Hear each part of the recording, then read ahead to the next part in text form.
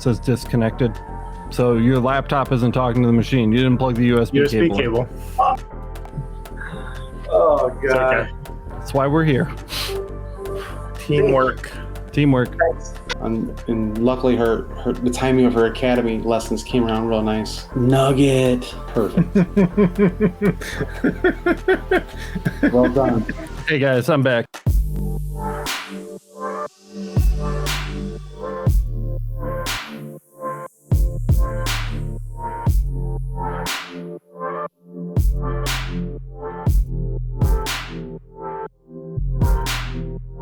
Hey everybody, what's up and welcome to another episode of the Laser Source podcast. We're doing something new today. So we wanted to give the viewer call-in stuff a break because doing it every week, I think you guys are getting like call-in fatigue. So I also happen to know that you guys really like when we do our project videos, right? Raise your hand if you miss Friday Live Day. So we are going to try to hybridize those a little bit. So we're doing like a Project Thursday, if you want to call it that. I'll think of a creative name before we post the edit, but we're here and we are going to be publishing the audio version of this to the actual podcast. It's an experiment. We'll see how it goes. If you're joining us today live, thanks so much for being here. Boyce, what's up, man? You ready to rock and roll in this Mira? I'm ready, man. I know my girlfriend fighting at the bit. We've got Kyle here too, who's currently muting himself so we don't have to listen to his cricket, his new pet cricket. There he is. There you go, guys. I'm just really curious if Kyle has named his cricket yet. Do you have a name for it, Kyle? Yeah, it's Chulube pretty soon. Chulube the cricket. I like it. Very good. Chulube. Chulube. He's about to get smushed. Very funny. Yep, that's a good one. So yeah, guys, that's what we're doing. We're here and we're hanging out. Boyce, what is on the docket for today? What are you working on? Well, I bought this Mira 9 about a month ago, and we ordered an air compressor, the California air compressor for air assist, and also a TerraBloom, I think it's called a TerraBloom 8-inch exhaust fan, inline exhaust fan. I got to hook up, and I don't know what I'm doing. So cool. Well, we're here to help. I started with the TerraBloom brand before I moved over to AC Infinity, and it lasted me a good 3 years before I like gummed it up to death. So you should get pretty good use out of that fan. That should be a nice one. Fair enough. So where are you in the process right now? Well, I watched some videos, of course, and specifically, Pate Ranch is here. With Laser Lounge, she had a video about how she hooked hers up, and I kind of went off of hers. Nice. I had to assemble the external, what's it called, the regulator, air filter regulator, and with a bleeder valve. So I assembled all that together. I put it on together, and the new Mira 9 that I got now is got a little better setup where it's just literally just an input. Yeah, that's what I've seen on the back of mine as well. So it should be pretty plug and play. Now here's the question. I got to turn off the internal one, right? I would assume that you would like unplug it. Is it? I haven't looked that closely at the stock air assist. Is it like hardwired into the machine, or is it just plugged into like an internal outlet? I have no idea. Let's find out. All right, so let's go take off some panels. Yeah, okay. Let's take off some panels. I'm waiting for Kyle to just get up and go smush that cricket. Is he coming in out the window, Kyle? Is it an outdoor cricket? Yeah, is the window open? It's not open, but it's like, I think it's like right on like the ledge. Yeah. On the end of the window. Right there. I'm waiting for you to go on a field trip. You're just gonna go around back.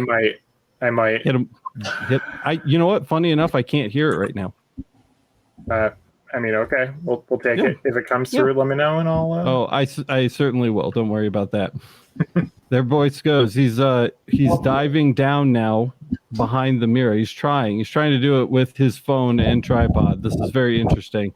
So I got my microphone here just in case. In the roll of paper towels. Perfect. That's right. Yeah, paper towels. Cuts down. But yeah, so I'm not sure how good this angle is, but here we got the outlet, the output, the air out. Yep. And I got it going back here. Oops, no, I don't. I took it out. Okay. I know this is probably terrible video. That's good. It's fine. In fact, I'm going to make it, I'm going to solo you just so everybody can see what you're doing back here. This looking okay?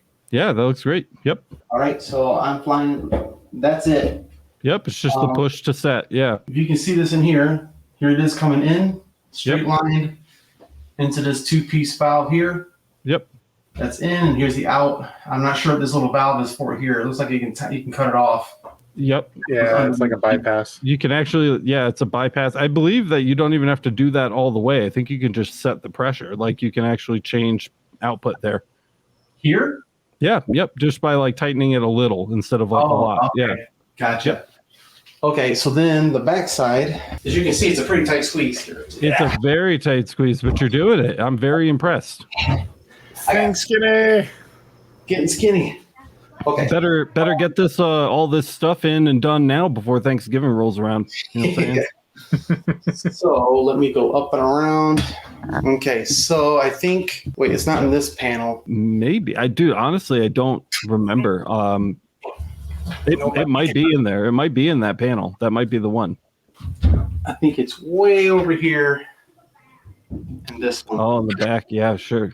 Back left. Oh, God. I do. One of the things I do like about those panels is that they don't just like door open. They actually come all the way out, so you can fully remove them from the the unit. Yeah, that's so nice.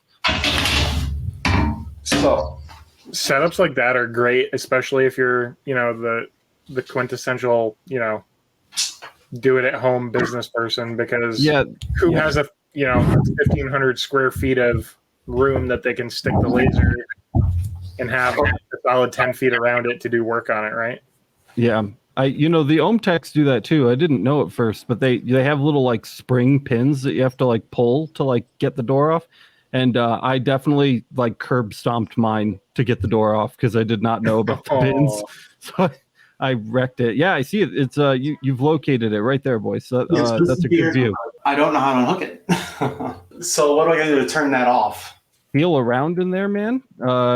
See if you can find a plug or something. It looks like one of the kind of standard Chinese fish pump ones. Unfortunately, it's a little too dark. We're not quite getting the ISO that we need to be able to see. Okay, so this looks like that's the pump here.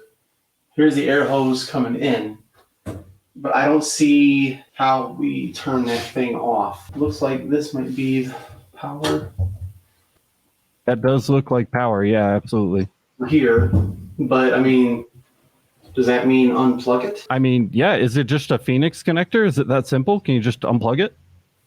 I'm not sure. It's like there's a little latch here. I'm not sure what that is. The Phoenix connectors generally have two little flathead screws that keep the wires pinned down. Oh no, these aren't. No. Inside the green things, like here? from the top. Yeah, see those little round holes on the top. Typically, you'll find little flathead screws in there that you can just unscrew, or the whole thing might just pop right out. I mean, maybe a squeeze and pull. Yeah, I don't know. It looks pretty damn secure. Let me feel the back of this. It's definitely going into this motor. I just don't know, and I don't want to start unplugging shit and get my ass in a sling with the missus here. Yeah. I'm seeing if I can hunt that down for you, bud. So I'm not sure. Let me go get a flashlight too real quick so I can see what the hell I'm doing. This is what we're looking at. So like I said, I think these two wires, this comes out. As you can see there, one goes in here and one goes in there in the very back of those two brackets. So yeah, I'm not too sure what we're gonna do with that. That mom with the laser says I should do this with my new baby Mira. Absolutely. Yeah, absolutely. I'd love to learn more. Do it. Yeah, I'm not that brave, man, to like unhook wires that I don't know how to put, you know what I mean? Like, oh, Jesus. My girlfriend would destroy me. She's upstairs right now. Actually, just so you know, Emily, me and my girlfriend have been watching your videos, your Academy videos. We signed up for that. Yeah, we're ready to go live. Yeah, man, this is just fun stuff. But yeah, we've been watching her videos about just how to get this thing set up properly and how to learn the ins and outs, the science of it. Really, she really explains it very well in her little her class. So my girlfriend's actually upstairs right now watching those, and we're going to learn how to do it a little better than what we have. We've been trying some little things without really any information just kind of moving forward. You put all this time and money out there. You want to do something, and luckily, the timing of her academy lessons came around real nice. Nugget, perfect. Well done. Hey guys, I'm back. For you on Nugget's audio, Just for the sake of context, I am in Salt Lake City right now. We're still a couple thousand miles away from home, so I am like just kind of running around doing a bunch of things that aren't this at the moment. Did I miss any developments? No, I'm just nervous to even start unplugging shit. I don't know I don't know what I'm doing. Oh, do it, dude. Just start ripping things out. You can always fix it. Take a picture. Pictures are for babies. And then you're just good. do it. Nike. L3000 says, why are you guys trying to remove the internal air pump? He's upgrading to a dedicated air compressor so that he the has California Air control over Tools, not just any dedicated air compressor, dedicated air compressor, right? Yeah, look at that thing. Beautiful. I'm jelly. Nice and quiet. It's so that he gets more control over his engrave pressures and his cut pressures. So it's not like a super necessary thing if you want to go ham and not think about it, but if you want to kind of go next level or if you're really trying to get super clean cuts, that's kind of how you do it. Because those internal ones, they're not designed to generate a ton of airflow, a ton of pressure. So Emily, as we know, is an Aeon laser rep, and Emily's saying just plug it into the port that's already set up for you and forget about it. Oh. Emily's saying don't disconnect anything at all. Even better. Yeah, so I would just listen to her because she would know out of all of us. So while I'm back here, though, might as well put the inline air duct in there too. Wait, what fan? No, you don't want the fan at the laser. You want the fan at the exit point of the room. Okay. If you put it at the laser end, any holes or gaps in your exhaust, it's going to push the air through those holes. But if you put it at the exit point of the room, it's going to suck air through those holes. So you don't want to push the exhaust fumes through the holes, right? You want to suck through the holes and keep that negative pressure. Also, Emily says longest vacation ever. Not really. The vacation was only a couple days. Most of it's just been driving, which has been a lot with 2 kids. But we did finish the light object tour. We went to the light object facility. Was that yesterday, honey? Yesterday, and it was sick. It was so cool. I can't wait to show you guys. You know, Alex is tired when he has to confirm what he did yesterday. Yeah, I don't know. I mean, I get that. Well, you know, I get that way at home too. I just am like, I don't. I'm the same way, especially after the last week, man. Let me about face everything here. Sorry, guys, it's gonna be a little noisy for a second. You know, have to let me know how that California Air Tools does. I had to bail on my first air compressor purchase. Well, I was watching Emily's class and she showed the difference with her sample, what do you call that? The test run. And you can do a whole lot more cutting with less power and more speed. And it's just clean. Get cleaner cut. It's got less time to char. Yeah, I mean, that applies to the fiber laser too, right? I mean, if people get upset because they want to cut through, 0.4 millimeter aluminum and then it's covered in burrs and jagged edges and stuff. All you have to do is just do less power, more speed, and more pass. You get a nice clean cut. It just takes a little longer. You just got to be a little more patient. Yeah. Move this bad boy over. Yeah. Alicia says, my California Air Tools only lasted 1.5 years. Sorry, Kyle. I ended up going to a Lowe's Cobalt with a 3-year warranty. That's interesting. Good to know. I'll have to check those out. I've not seen those before. How is it in terms of noise? Oh, same decibel. Okay. Cool. Very cool. Very nice. I just found out my mic has this little button right here. Is it noisy when I push it? No, that's a mute, bro. Oh, dude, that's so nice. You got a physical mute button. Yeah, that's really tight. It doesn't make noise when I touch the microphone. No. Man, this mic is so good. It's a Samson Q9N, and it's awesome, dude. I've been pretty happy with my Quadcast. Yep. It's kind of interesting to get used to because you can change up the pickup pattern of it. But I can't believe Boyce got an 8-inch fan. You got me, man. Yeah, it's hardcore, dude. I'm into it. I like over engineering crap like this. It's what was in the description box. If it's I see exhaust as a safety feature, not just a requirement, but also a safety thing. So overdoing it on an exhaust is never a bad thing. I'm the kind of guy I like to buy shit once. All right, I've debabied myself for a moment. Look at that. There's the fan. That's a big boy fan for sure. She's pretty. Emily says she's about to upgrade hers too, but it was good for budget and getting started. Yeah, for sure. I mean, they've got a pretty wide range, in terms of model variety, and they're all fairly quiet, so they're good for indoors. But it's something that I've never done, man, ever. Yeah, we do a ton of stuff here on the channel, but I'm still on the fish tank air compressors for everything all the time, which is crazy to me that we haven't gotten to it yet. But maybe that's something we can cover in the gantry crash course. Yeah, it's definitely something I'm interested in doing. I've been looking into doing it for a while. It was actually part of what I wanted to do when I had the original air compressor lined up, and then it went on back order and just sat there for months. So okay, never mind.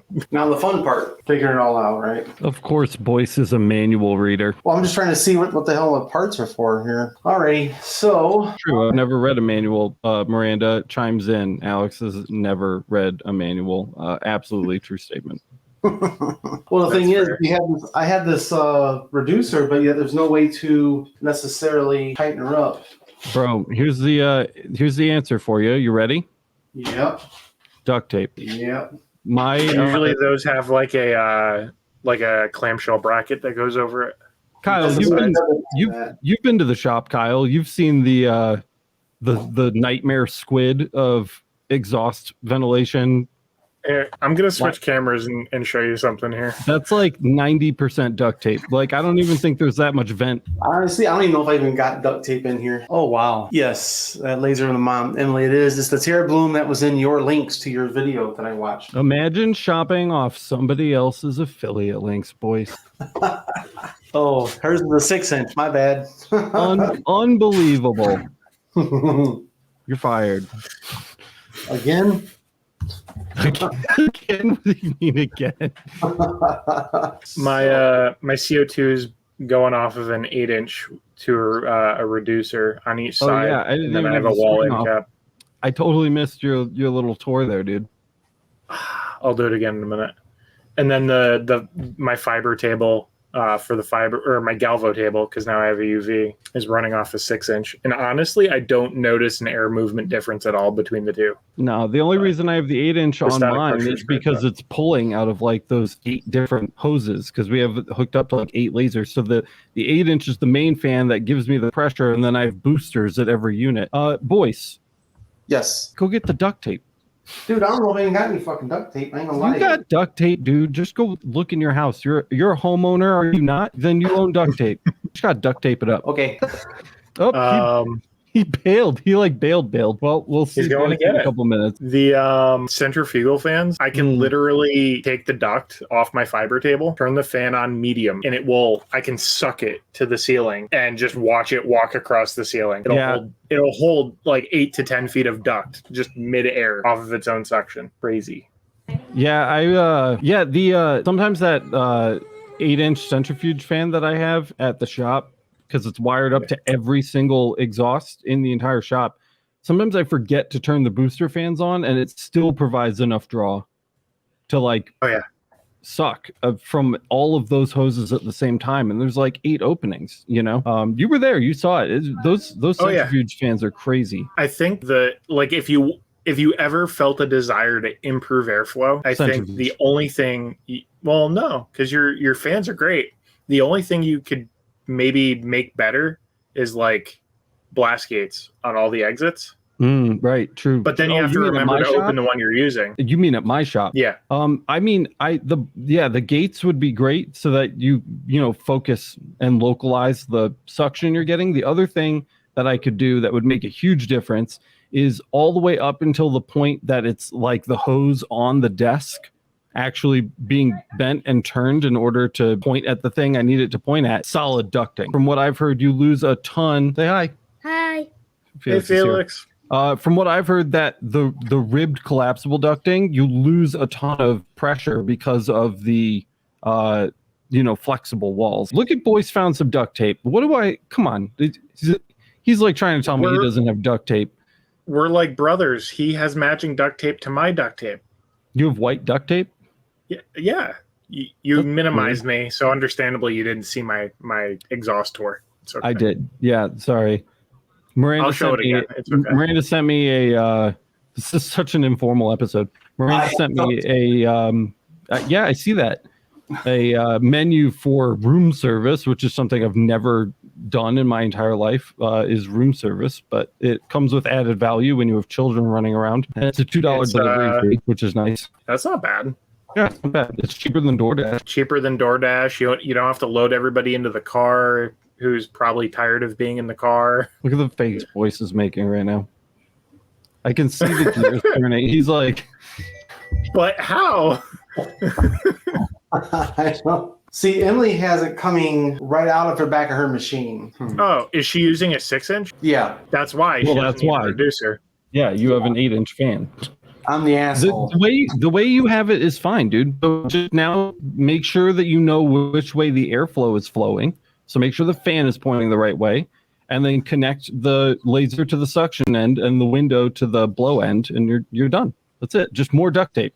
Just duct tape the shit out of it. Okay. If it's really hot in there, you could definitely put it in your window and blow some air at you for like 10 seconds. Make you feel better. Yeah, I don't know about the TerraBloom models, but the AC Infinity models that we recommend on the buying guide have like an arrow, which is super handy. Oh, yeah. Like they actually have an arrow. Oh, okay. Well, good. You're good to go. I only have the one piece of 6-inch duct exhaust. So cut it in half. You can slice it, expand it, and then wrap it good with duct tape. You just need some scissors and then a pair of wire snippers, and you can just snip the wires, and just now you got two pieces. Paper towels. Well, while he's doing that, you were going to talk. Go ahead. Well, I just want to make sure I answer this question from Boba, who asked, a manufacturer sending you the machine. So Boba wants to know what our process is when we get sent a machine for review. Typically, yeah, it's a great question. So typically, first of all, I don't pay for machines almost ever. It's pretty rare. Have we paid for a machine, Kyle, ever? I mean, the first few Macrons I paid for, and then that was it. I think after that, I paid for my CO2.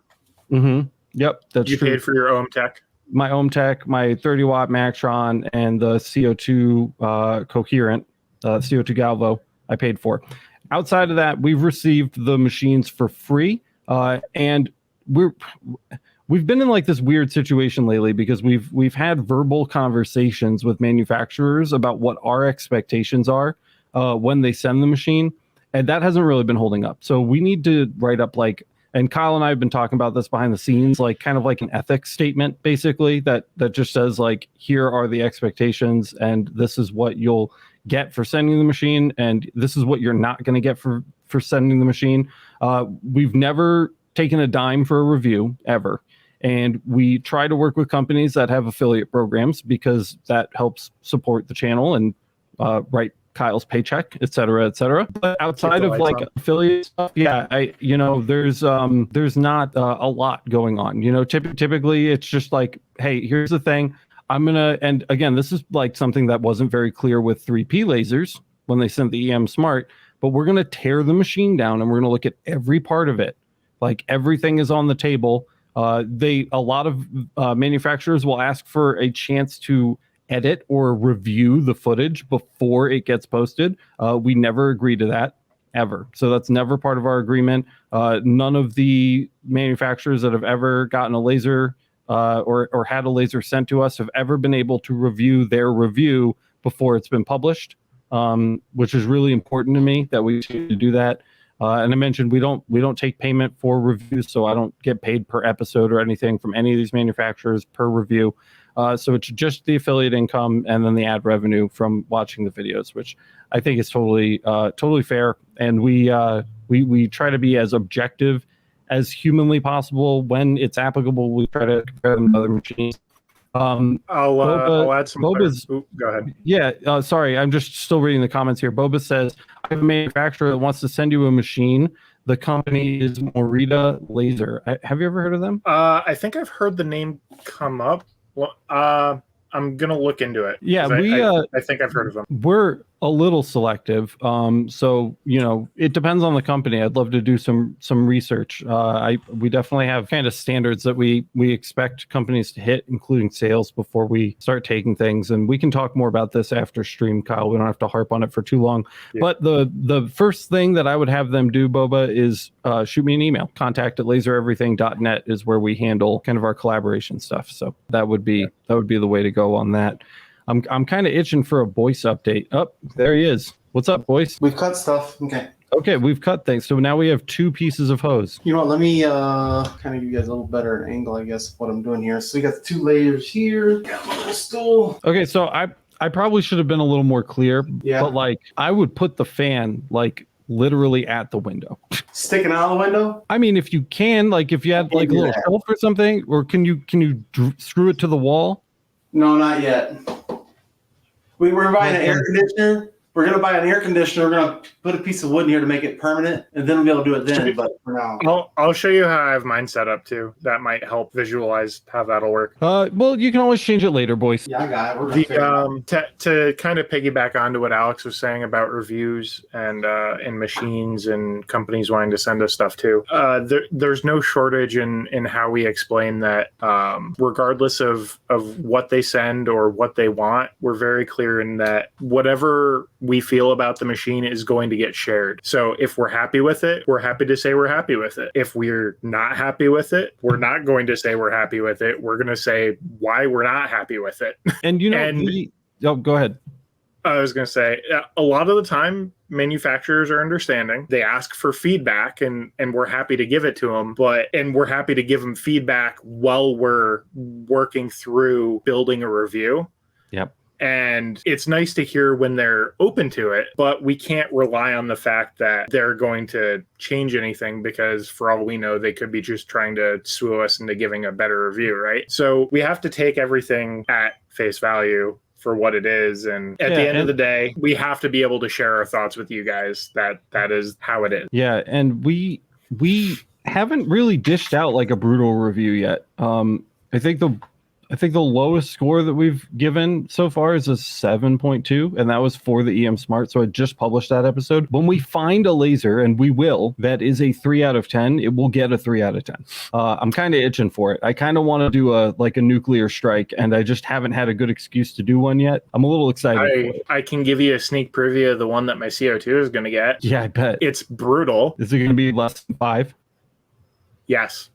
Wow, dude, savage. Less than 5? Yes. And 99% of the reason why is the customer service and reliability and value.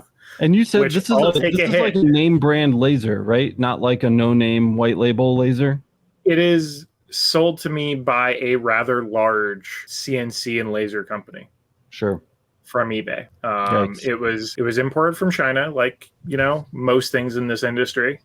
It was sold to me through eBay, and it was stored in a warehouse here and shipped by the company. So I didn't have to deal with import tax. I didn't have to deal with import delays. I didn't have to deal with, customs delay when all the boats were backed up at the port. So that was a massive appeal to me.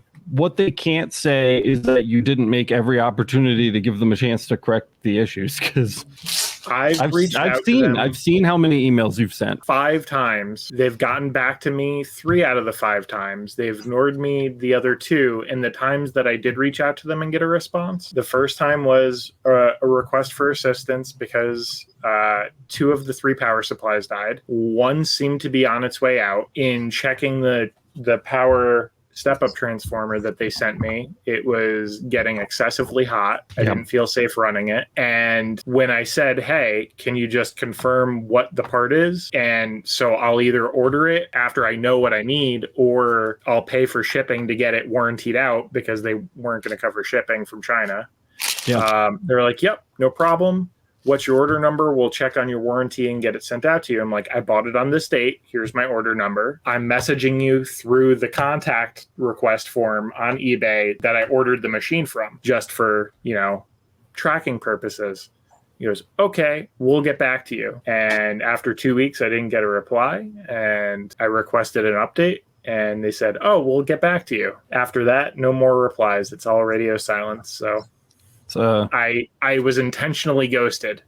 It's a sad story, man. It is what it is. I mean, so here's what it is, right? I'm okay with if something fails in a machine. When a company sells you a machine with a warranty and it wasn't something you did, I actually had an electrician come and check out my wiring to make sure, I didn't screw something up. Everything is legit, pass with flying colors. I'm okay with something fails. I'm okay if a mistake happens. I'm okay if when it was shipped, if it got banged around in shipping, whatever. Stuff happened. Yeah.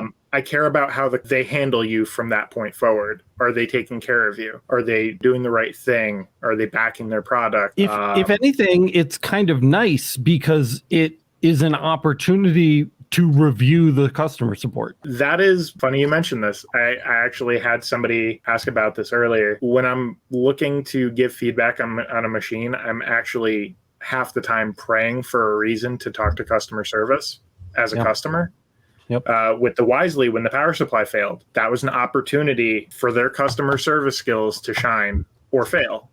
It was the same with the Aeon with the tube. Remember, the tube came shattered. The tube was in pieces, and I had a new tube in 3 days. It was a great opportunity to showcase the customer support that we received. It was an identical situation where they said, hey, no problem. I actually messaged them going into a weekend, right? And shippers there don't generally pick up on Sundays and Saturday evenings. So I kind of missed the boat on that, right? Metaphorically speaking, it was actually a plane. But the truth of the matter is they were leaving going into their weekend for their day or two off. They still had a power supply ready to go out Monday morning for me. Yeah. They said it'll be there Friday. It was there Wednesday instead. And I mean the prior Wednesday, not the after Wednesday. Yeah. So they definitely underpromised and overdelivered, and they did the same for you. With my CO2, it was they didn't have a chance to promise anything because what they did promise was not supplied. Right. And Miranda says Kyle is probably the most level-headed person at Laser Everything. So if he's irritated, you've definitely messed up. I do my best to be, I take a step back. I say my goose frabas and rub my earlobes. I get upset like everybody, right? But I try and practice, self-calming. And we'll throw this up too really quick because Emily's on her way out. If they ask for a review. If they want to dictate what's said in the video, then they have to pay your rates, and it has to be disclosed in the video that it's been sponsored.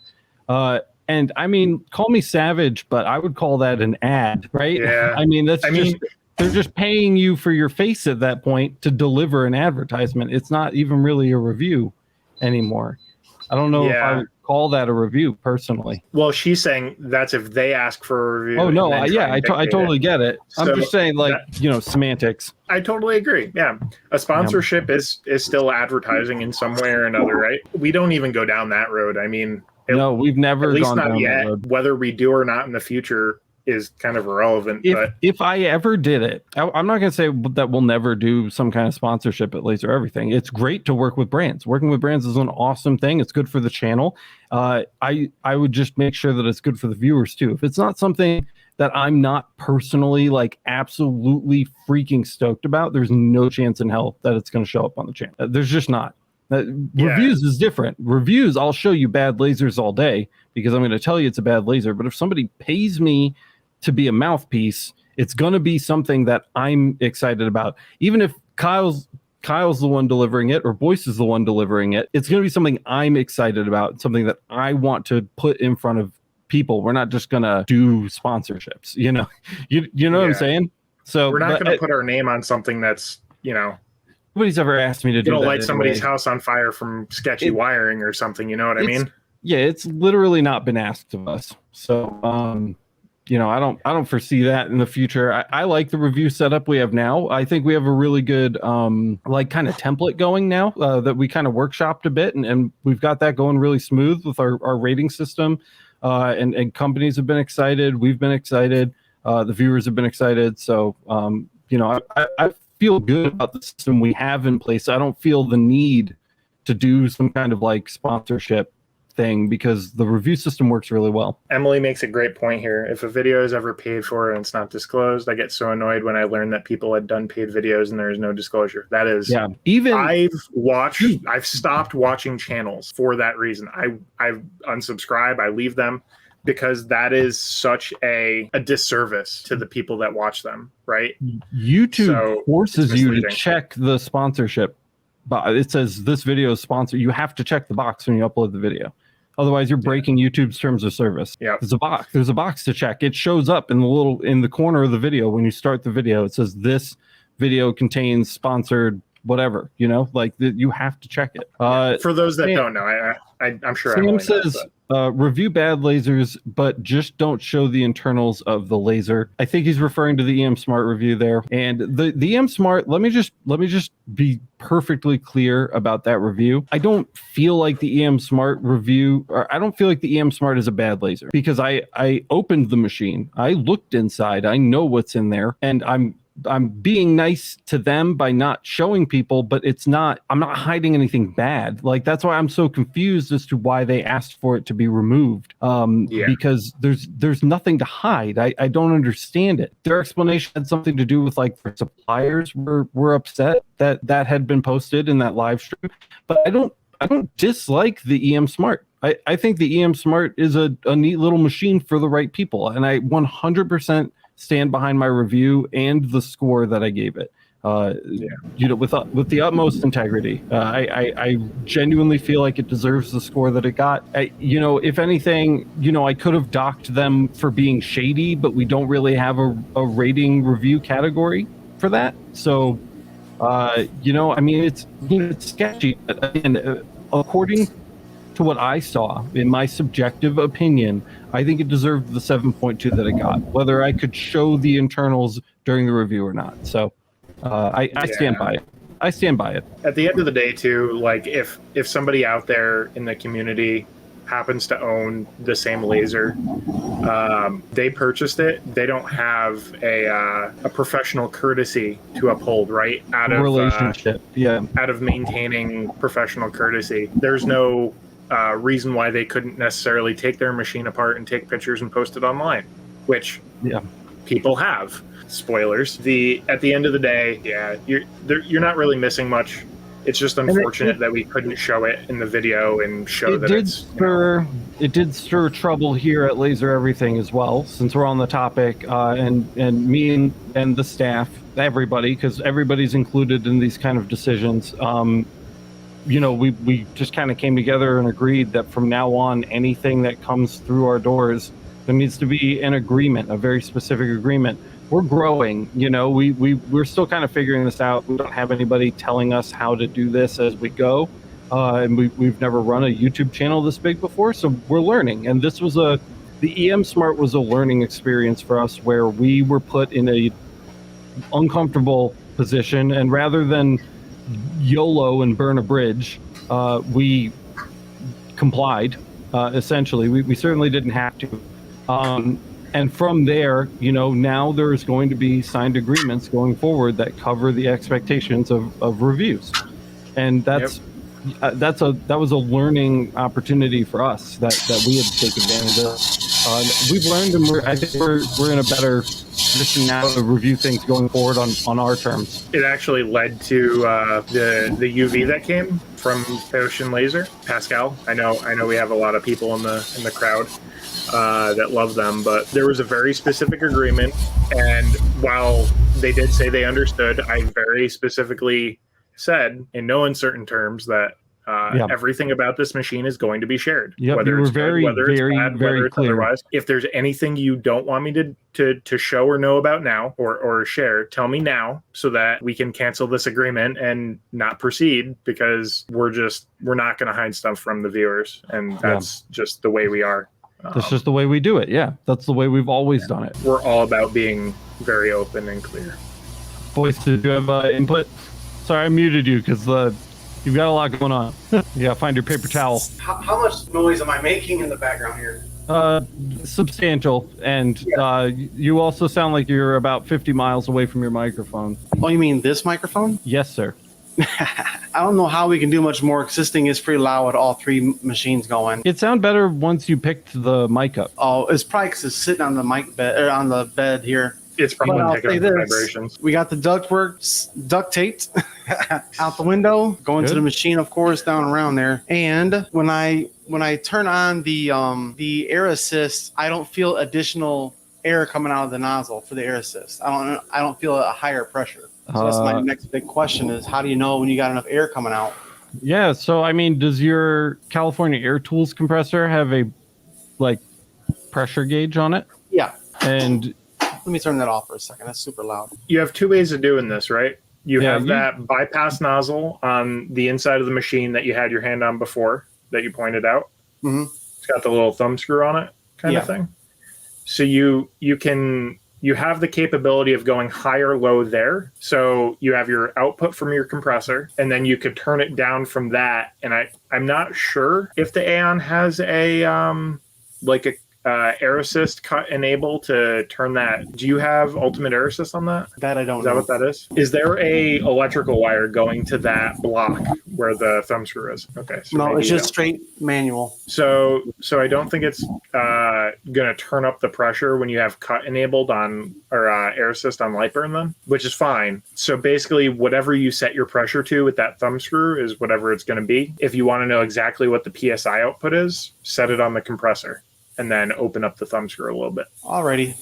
I'll see if I can give that a try. I'm going to mute my mic while I do it, though. Man, I'm getting jacked up to want an air compressor. Get this set up for me, too. I'm doing a little treat yourself tonight. So what you get for dinner? Not only is Miranda getting, it's not that fancy, but not only is Miranda getting room service, I'm having them bring me a salmon. Ooh. Yeah. It's very healthy of you. I'm nervous, dude. This hotel's a little sketchy. It's like a 4-star hotel and it's super fancy, but we're here on an off night and it was like $100. I don't know. I just I looked around and it's like fancy, but it's also like 300 years old. And I'm just kind of nervous about what's going to come out of the kitchen. Like, I'm hoping it's not like MRE salmon or something. You know what I mean? Have faith, man. Have faith. Salmon's very heart healthy of you. Got those omega-3s. So that is my piece of plywood replacing the window frame, and on the other side of the ducts on the outside I have what's called a wall end cap, so I don't get backflow. It stops air from coming back if it's windy or cold out, because living in the Northeast, so I don't have to worry about closing off the window when I'm not using the equipment.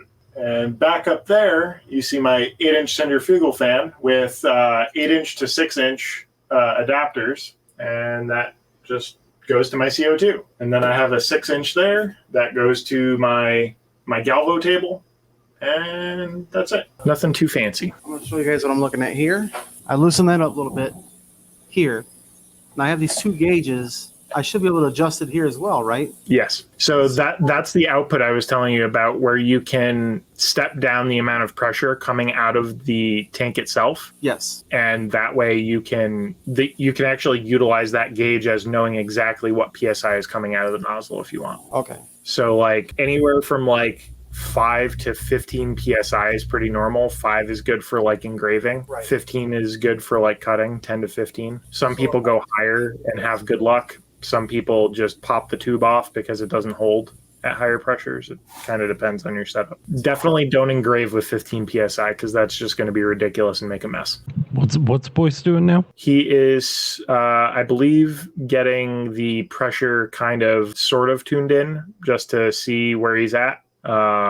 And we discussed how basically on the compressor there, you see the 2 dials or the 2 pressure outlets there. He's utilizing the one on the outside there that's attached to the compressor to set the PSI coming out of the compressor so that he knows exactly what he's sending to the head. And then he can open up the thumb screw on the bypass valve inside the machine. So does he have a pressure gauge after the bypass? I don't think so. That seems needed.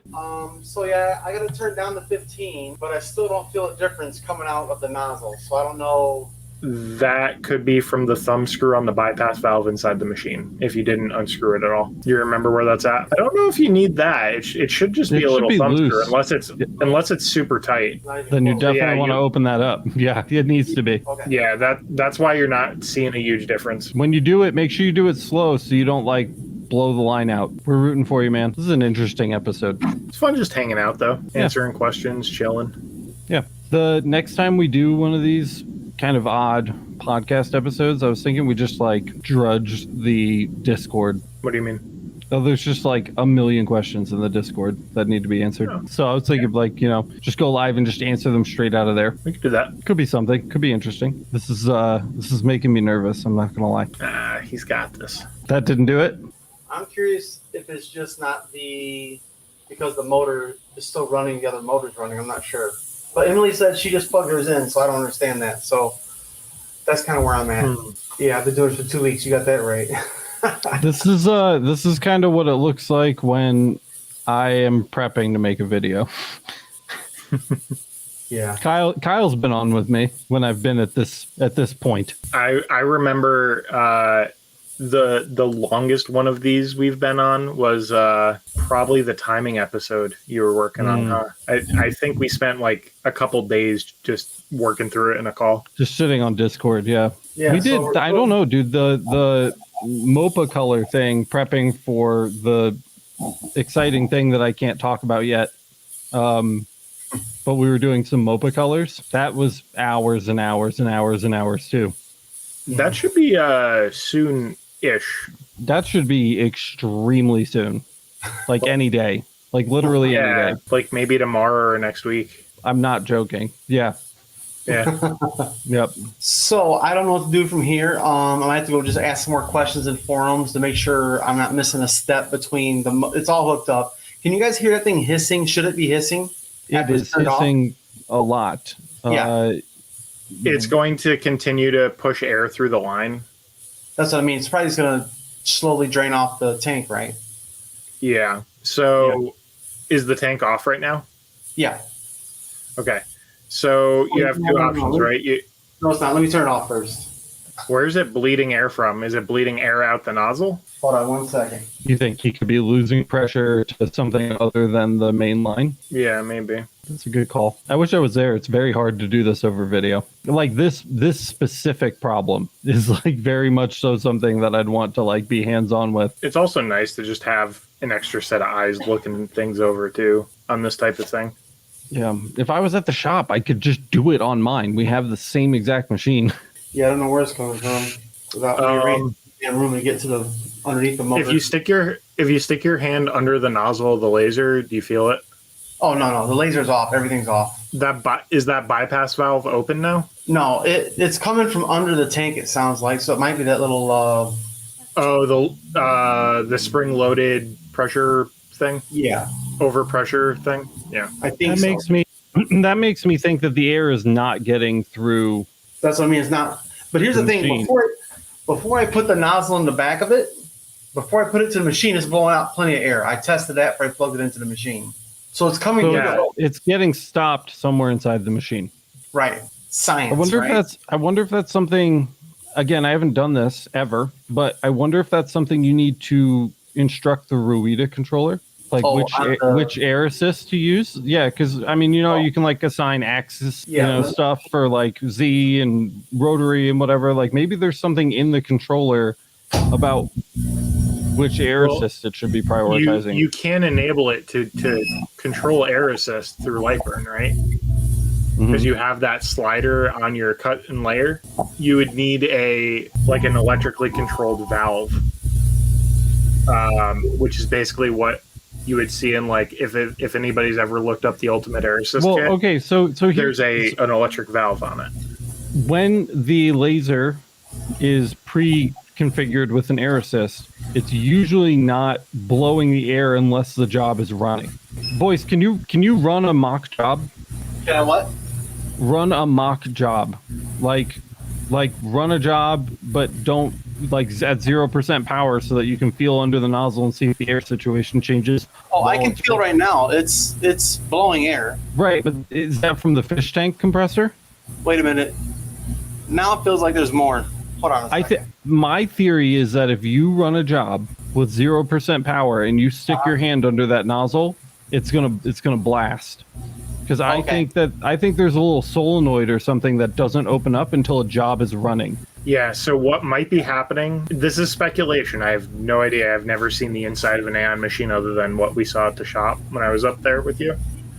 But it could be that the primary air pump is the passive engraving air pressure, just so it doesn't get stuff all over the mirror. It keeps everything clean.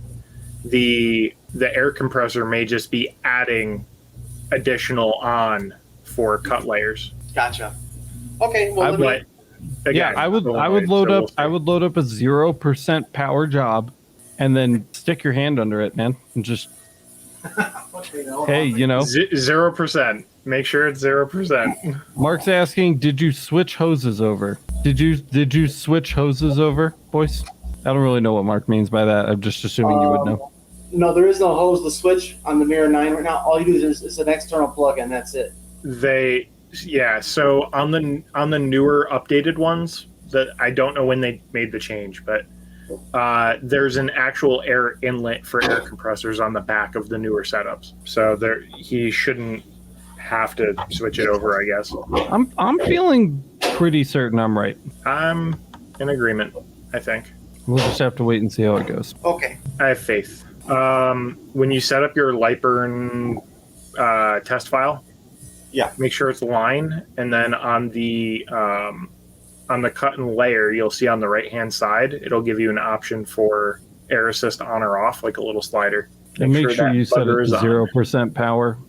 What you guys are about to watch is being performed by a professional. Please do not attempt this test at home. You could injure yourself severely. You could get third-degree burns. You could reflect a laser into your eyeball, or just a myriad of other terrible, awful things. So, again, being performed by a professional. Please do not attempt this. Okay, so here we are. Line. Okay. Kyle, Mark wants you to check a link that he sent. Where did he send it? If you send it to live chat, Mark, it's not going to come through because those are auto-filtered, but you could tag Kyle in a Discord post. Yeah. If you go to random Do you chat, hear it? tag me. No, here's the deal, guys. I can't open the door and run the job. Okay, we'll talk about how to fix that later. But for now, do you see the air switch? Air? Oh, on the thing. Let me go to it. Yep. Yeah, you got to make sure you turn air on for that. Where's that at? I don't see an air switch. In your cuts and layers panel. Oh, there we go. Yep. Bam. And then the door is operated by a magnetic interlock switch. It's in the back right corner of the door. Don't do this at home, kids. So you'll need to put a piece of metal there so that it detects something Trying to there. get me killed, brother. No. Hey, dude, I'm just teaching you the tricks. It's up to you to use them or don't. Just confirming, we're at 0% power here. Yep. Okay. Confirm it on your Ruida controller, too, before you hit the start button. Let me see something here. This is the most irresponsible episode of the Laser Source podcast we've done in a long time. Let me send it because the door's open. Okay, you got to put a piece of metal over the interlock switch, man. Hold on a second. Nope, over to your right. Also, you're muted. It's behind the gas piston for the door. Oh. It's back in there. Too little. Nope, down on the bottom. Main. I'm trying to see. Hold on. Let me see if I can solo this real quick. Let me get a little better angle. So here's the hinge. Yep, it's not that. It's the body of the machine, like the actual white body of the machine. There's two little metal circles right next to each other. Oh, yep, right there. Yep, you need to cover a piece of metal that needs to be covered with metal, Gotcha. like a thin plate or something. Oh. It's a limit switch. It's just a limit switch. Okay, let's see. They'll let me send the job over now. That'll let me know if it's clear. So we're talking right here, right? Yep, that's it. It's got to be like right up on it. It won't pull on anything. It's just got to kind of sit there, like up on it. Mine's taped. Yeah, Alex basically took there's like a tag or identifier necklace or whatever, and electrical taped it in. Well, I don't know. You have a butter knife might work better. Okay. Pocket knife? All right. Mark, I did see it. The machine has seen upgrades since then. His is a three-way valve, I believe. And from the back of the machine going to the front, there is a check valve with a 3-way on it, and then from the air pump comes in from the second way, and then the last way goes out to the laser head. It's weird. I mean, it more or less just bypass all of that, right? With like just a little. Yeah, just press in the little collar and pop out the line. He could switch it over manually like that. Yeah, absolutely. Just the way it's set up, it looks like it's basically ultimate air assist, but already set up kind of thing. Yeah, yeah. So in theory, when Lightburn has the air assist thing check marked, it should engage the solenoid on that 3-way and let the compressor air go through at a higher PSI, basically. Mm-hmm. But yes, that is a good resourceful idea. Thank you for sending it over, Mark. Just a quick hey to all of the 19 people who are interested in watching this. Hanging out with the fam. Hanging out. Mark saying, then Alex is probably right. Job needs to be instituted. I think that's it, man. One way you could actually, I mean, there's lots of ways you could do this, but Boyce, if you can hear me, if you add a second line on a different layer color, 0 power as well, you could set one to air assist on and one to air assist off.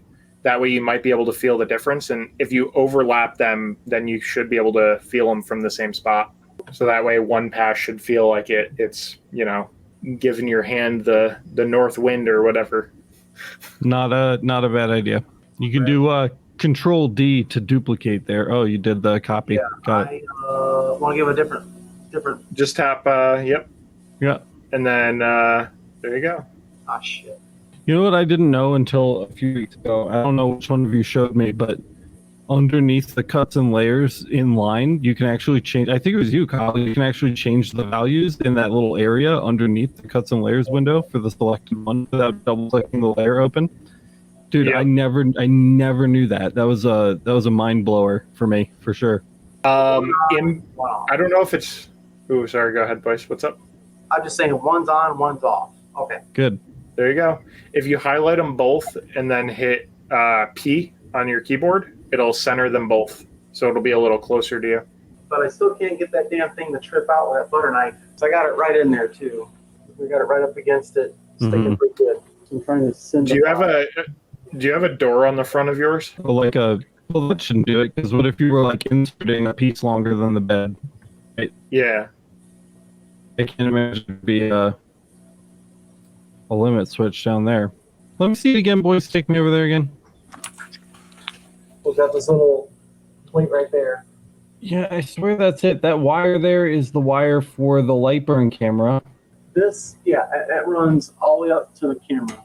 Does your unit have limit switches on both sides? Do you have one on the other side as well? Like the corner? Nothing's over here. Bizarre. So just this one right here. To get around the safety, open up your front door and then you can close the top and you can just hold your hand in through the front door. Bingo. Okay.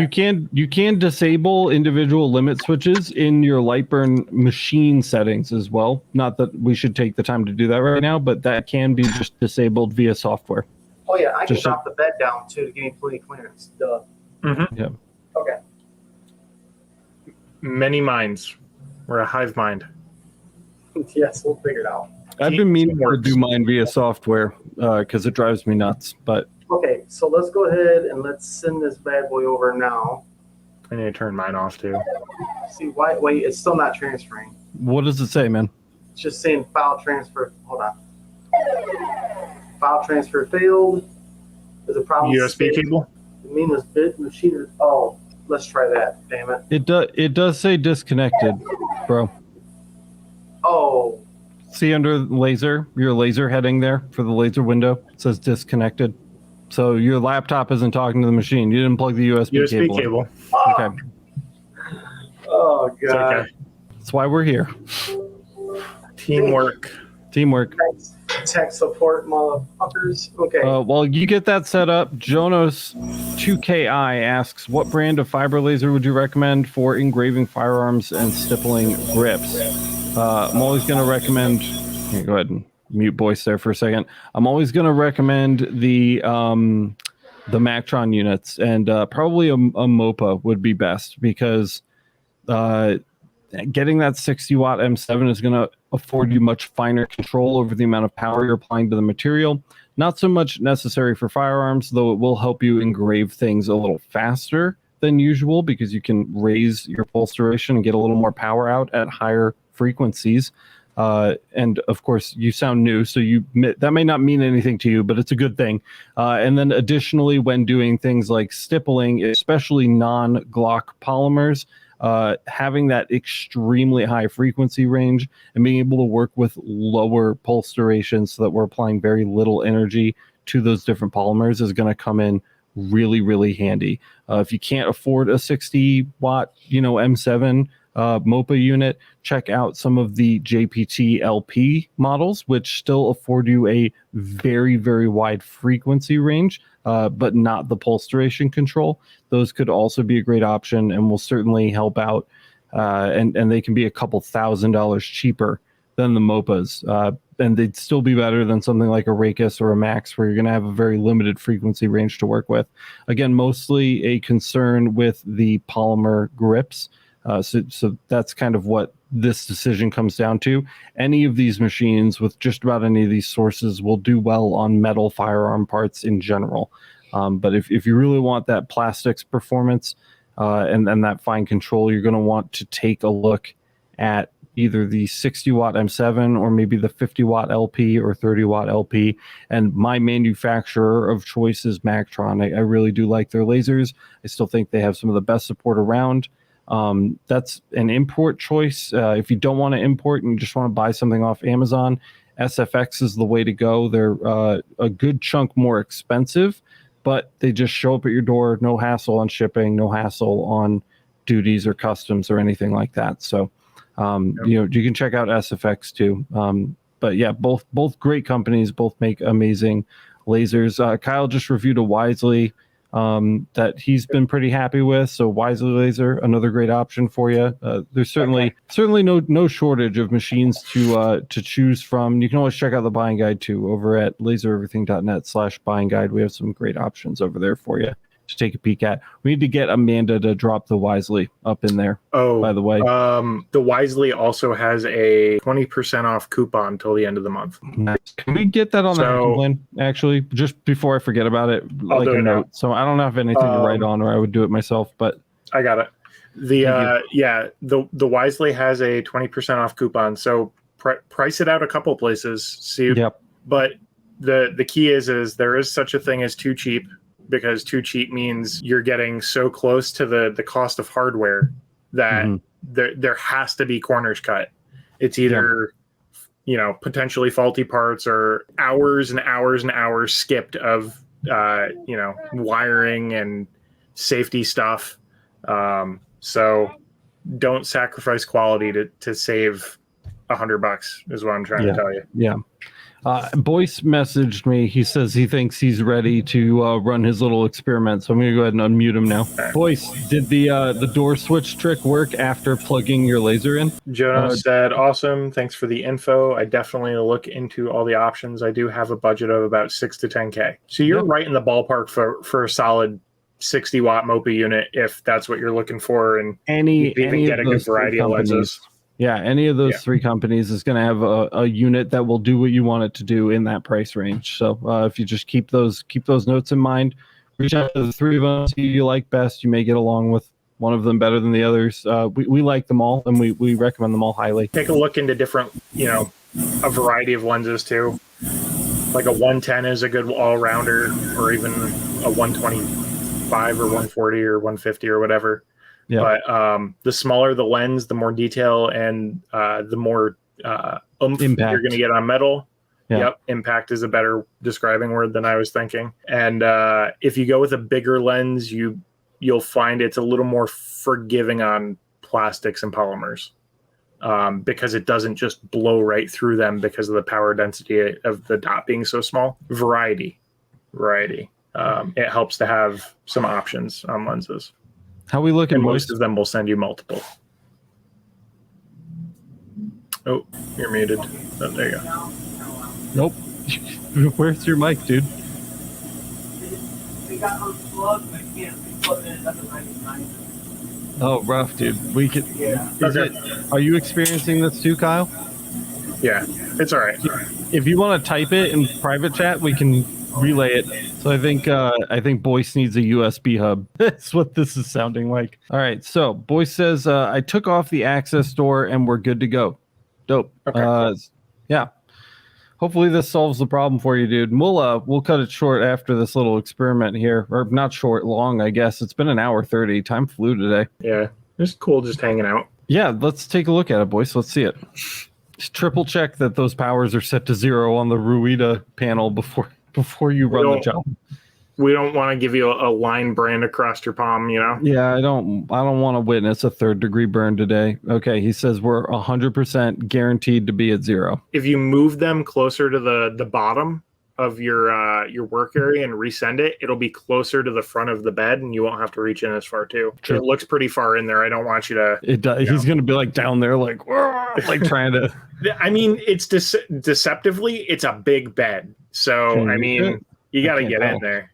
He might have just like crazy long arms. Do you see him with his towel too? Periodically, he's just got his Mr. Clean vibes going, like super hard. You're saying that's the one room in the house that has 0 ventilation. His windows closed. Yeah, we got the wink of satisfaction.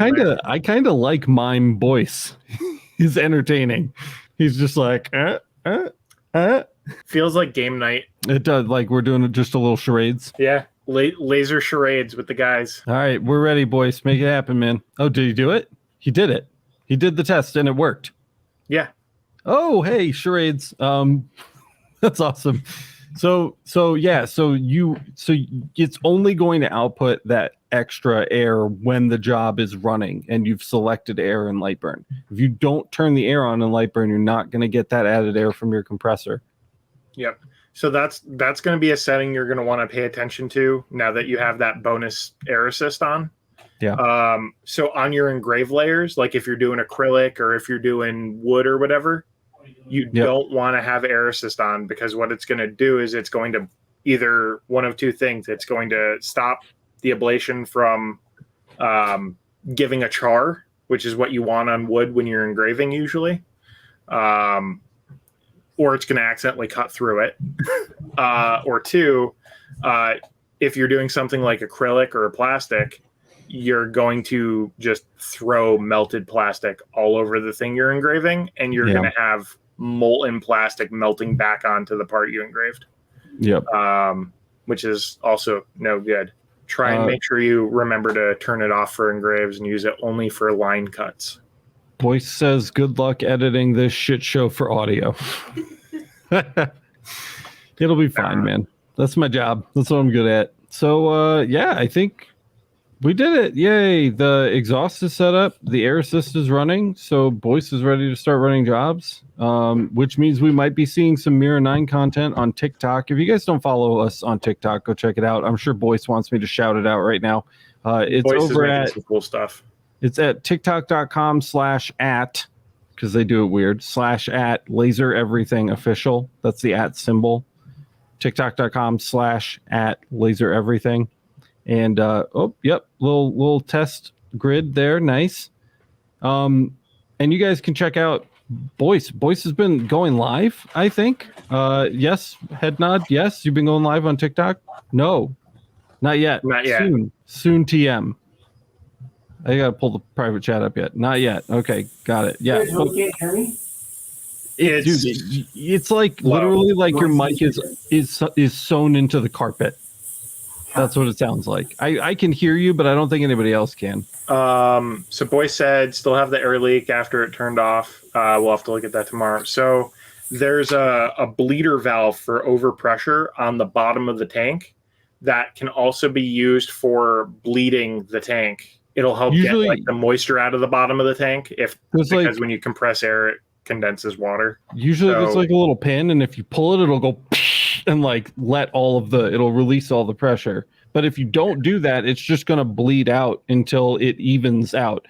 The tank's still going to be full, and you shouldn't leave the tank full because the water will collect at the bottom and it will corrode your compressed air tank from the inside. So when you're done using a compressor like that every day, you want to make sure that you pull the pin so it opens the valve and you release all of the water. There's going to be water. Just get a little tray or something so that you release all of the water and excess air. You want to end every day with that compressor empty. That's how I learned how to use them. 100% agree. If you find that it's leaking excessively, like I can hear it and it doesn't sound like it's overpressure. Try pulling it and letting it go quickly a couple of times. It could just be there's like inside the valve there's like stuff going on. Sometimes it gets jammed up. Pulling it and letting it go a couple times will usually help. Yeah, and Mark here with like 80,000 asterisks says you're going to want that moisture separator, Boyce. So if you don't already have a moisture separator, definitely pick one up. They're super inexpensive. Do you already have a moisture separater in this setup? He's showing us, so I'm going to assume that's a yes. Okay, great, good. He's got it. I didn't even see it there. Right. So that looks good. Gucci. Yeah, Gucci. There will still be moisture in the tank, though, so make sure that you're emptying it. Not that you don't. This is more for the viewer's benefit. I'm not doubting your compressor knowledge. I don't know what you know and what you don't. You know, you, the capital Y, royal you. Is that what we got today? I got a kind of a half nod from Boyce, and I got an from Kyle. So I think that's going to be it. I think that's a wrap for tonight. If you guys liked this style of podcast, if you're listening to the audio version, especially listening to us just kind of like randomly work through this, let us know. Give us some feedback on this one way or the other. We'd really like to hear from you what you thought about this. Again, today's episode was an experiment. We don't know how this is going to sound in audio. I've still got to edit it. We're going to trim this up big time, with the edit. So let us know. Let us know what you thought about it. Live guys, I appreciate you being live. Hold off your feedback until you listen to the edit, because I may be able to craft something up with this. I'm kind of excited to see how it can be chopped up. If you enjoyed this episode and you're watching online, don't forget to smash the like button. Say smash the like button. Smash like button. Yeah, smash that like button. Let everybody else know the content was good. And don't forget to subscribe and hit the notification bell. What kind of sound does a bell make? He's like 2 seconds from sleep. Don't forget to subscribe, guys, and hit the notification bell so you get notified the next time we upload an episode. If you're listening to this specifically on Apple Podcasts, please rate and review the show. It makes a huge difference for us as far as discoverability goes. And we want to bring this content to as many people as possible. So that really, really helps us out. And if you want to support the show, make sure we can keep doing what we do. Don't forget to sign up over at masters.lasereverything.net for the LMA bonus episodes. We've got bonus live streams like this one.